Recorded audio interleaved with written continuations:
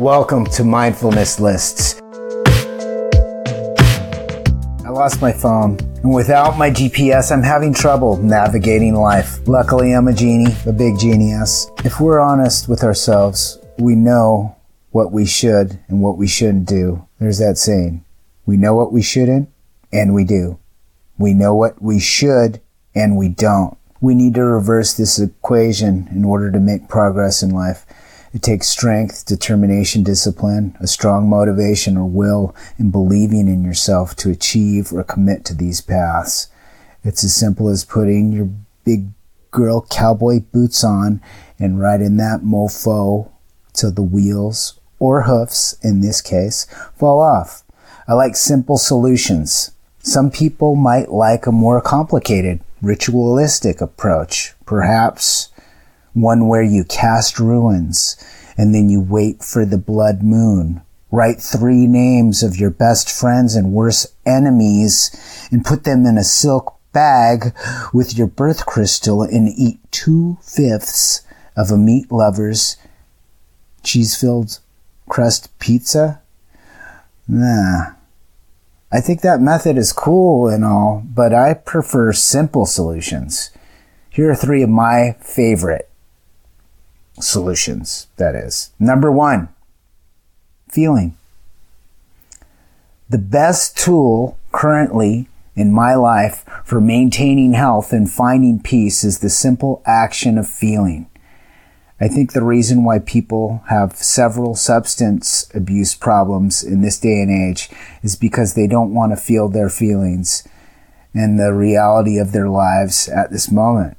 When people overeat, excessively drink or smoke, binge watch TV, or anything else that helps to anesthetize them from their present feelings, they're avoiding their emotions and allowing the natural process of learning, healing, and growing. I don't say that from a condescending point of view because I've been there and I still do this to this day. I don't think that people should torture themselves if they're not ready to face their fears, problems, or life situations. But when we identify our problems, we're able to come up with solutions. So being aware of these conditions of life are of paramount importance. When we feel the happiness, hate, anger, fear, confusion, anxiety, desire, depression, aversion, love, or joy, and don't cling to it or repress it, it flows through us. It heals us and enables us to better process the constantly changing conditions of life. This technique is something that I value more than anything I've ever learned or known. It's a simple health solution which involves no intellectual understanding of feeling to heal. Remember that. Just feel it, heal it, and let it go. Okay, number 2. Instinct. Number 2 is pretty much the same as number 1. It's just a different modality of feeling. I'm not sure of the exact number, but what I've heard and read is that our minds can process something like 100 things per second. And that sounds pretty fast, doesn't it? Okay. Well, think about this. Look up dogs on a Google search. You'll find that there are 82,327,784.3 results. Fake number. What a mother faker. Whatever that number is. Those are the amount of choices that you have to make every second in this modern day. Look up any Google search. That's the amount of choices that there are to make. It's overwhelming. Immediately, you can clearly see that the mind is a snail in a jet race. So how do we navigate life with this deficit? 5 points. Instinct. Just go to the feeling in your chest. I'm kind of cold.